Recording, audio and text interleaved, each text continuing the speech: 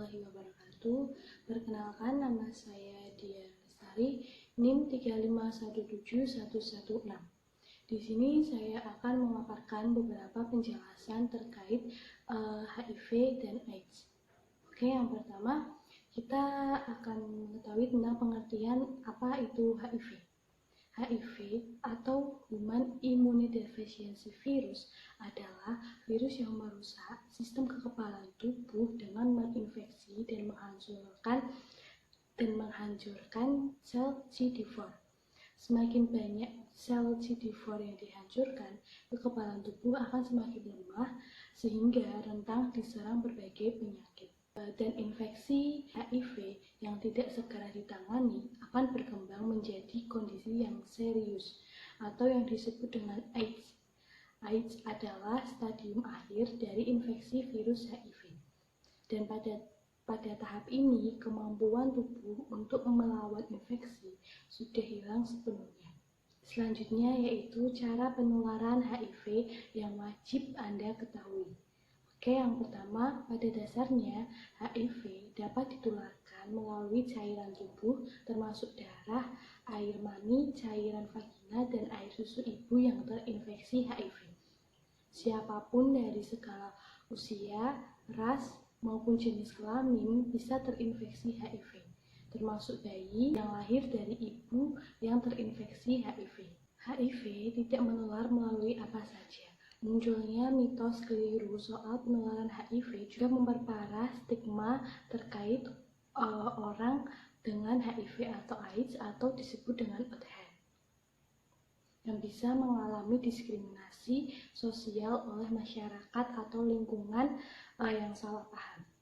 Terus yang pertama itu cara penularan HIV/AIDS lewat penggunaan pisau cukur yang bergantian dalam keluarga atau dalam tempat potong rambut tidak akan menularkan HIV. Faktanya, memakai pisau cukur secara bergantian dengan OTH tidak akan menularkan virus, sebab virus bisa mati di udara bebas. Tetapi memakai pisau cukur secara bergantian tidak disarankan dengan alasan kebersihan. Terus yang kedua yaitu cara penularan HIV lewat penggunaan alat makan secara bergantian dengan OTH dengan orang sehat. Faktanya tidak. Selain karena virus mudah mati di udara bebas, virus dalam air liur tidak cukup banyak untuk ditularkan pada orang lain.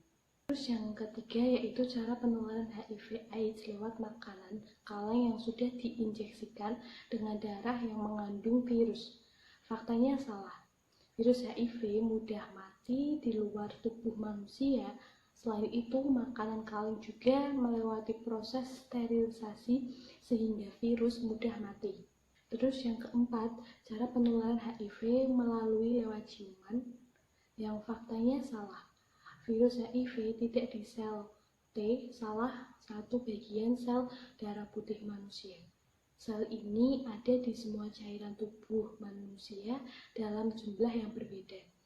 Paling banyak ada di dalam darah, kemudian cairan vagina, cairan semen atau mani, serta ASI pada ibu yang menyusui, dan virus memang ada di air liur, air mata, dan keringat, tetapi jumlahnya sangat sedikit sehingga tidak cukup untuk menularkan virus HIV. Terus yang selanjutnya yaitu cara penularan HIV melalui air kolam renang. Faktanya salah. Tak masalah berenang dengan OTH atau orang dengan HIV/AIDS karena virus mudah mati di udara bebas, apalagi air kolam renang mengandung kapurit yang mempercepat matinya virus. Selanjutnya yaitu cara pencegahan HIV.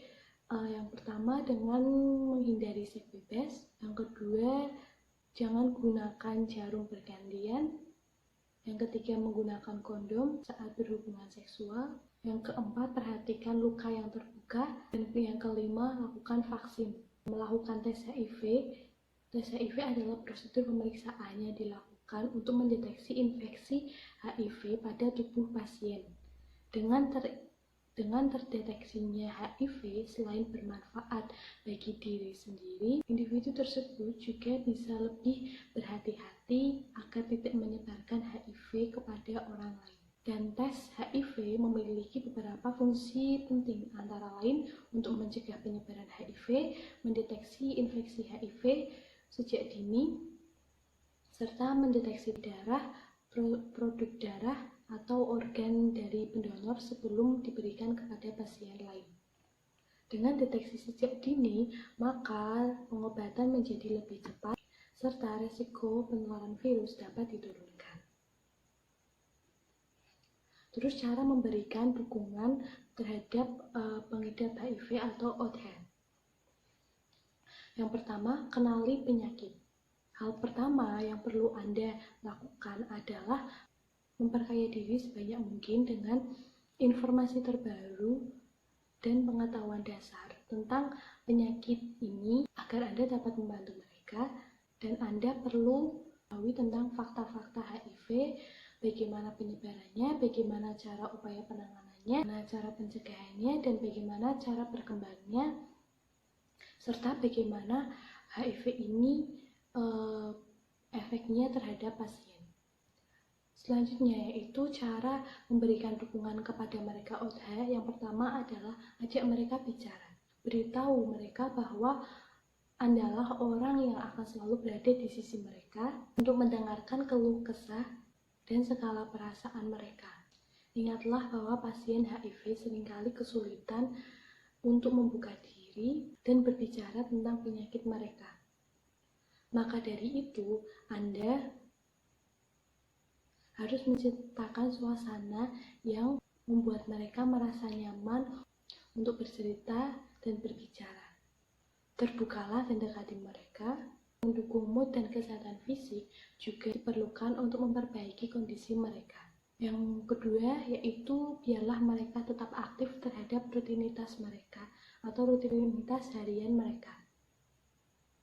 Jangan biarkan keputusan divonis HIV membuat mereka merasa tidak berguna dan tidak ingin merasa menjadi beban untuk Anda.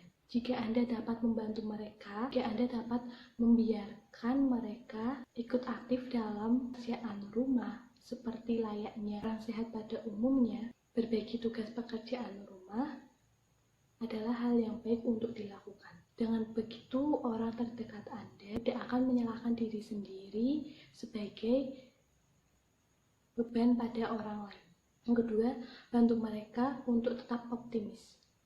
Setelah divonis HIV dan di tengah perjuangan untuk pengobatan, orang yang Anda kasihi perlu tetap optimis. Sikap yang positif dapat membantu mereka di dalam pengobatan dan melawan penyakit, serta orang terdekat Anda tetap dapat beraktivitas, serta orang terdekat Anda tetap optimis dalam melakukan aktivitas, terutama melakukan latihan spiritual yang dapat mendorong mereka, dan aktivitas tersebut memotivasi mereka hidup lebih sehat agar mereka dapat menemukan arti dari hidup dan berusaha melawan penyakit HIV ini. Yang selanjutnya, yang ketiga, yaitu berikan semangat untuk melakukan aktivitas di luar. Tidak ada manfaatnya untuk menjaga pasien HIV hanya di tempat tidur. Mereka perlu pergi keluar dan bergabung dengan komunitas. Hal ini dapat membantu mereka agar tidak merasa terisolasi atau sendirian. Banyak aktivitas sosial yang cocok dan tersedia untuk orang dengan penyakit HIV atau ODHIV ini. Bawa orang terdekat Anda ke teater, ke rumah teman, atau berjalan-jalan yang dapat memberikan mereka semangat saat mood sedang turun. Yang selanjutnya yaitu himbauan untuk berperilaku hidup sehat dan aman dari penularan HIV. Ada beberapa tahap yang bisa kita lakukan untuk melindungi diri dari infeksi HIV/AIDS, yaitu pertama, tahan diri untuk tidak melakukan hubungan seksual sebelum menikah. Kedua, tetap setia pada satu pasangan seksual. Yang ketiga, main aman dengan menggunakan kondom saat berhubungan seksual akan menurunkan resiko terjangkit penyebaran penyakit virus ini. Yang keempat, memeriksa status HIV. Ketahui status pasangan Anda, diskusikan dengan pasangan Anda secara jujur dan terbuka mengenai statusnya. Yang kelima, mengobati infeksi menular seksual ke dokter. Yang terakhir, tidak memakai jarum suntik yang tidak steril. Oke, itulah beberapa pemaparan yang dapat saya berikan terkait HIV dan AIDS. Apabila ada kesalahan dalam ucapan atau perkataan atau tutur kata yang tidak berkenan dan penjelasan yang saya berikan tidak dapat dipahami, mohon dimaafkan. Terima kasih. Wassalamualaikum warahmatullahi wabarakatuh.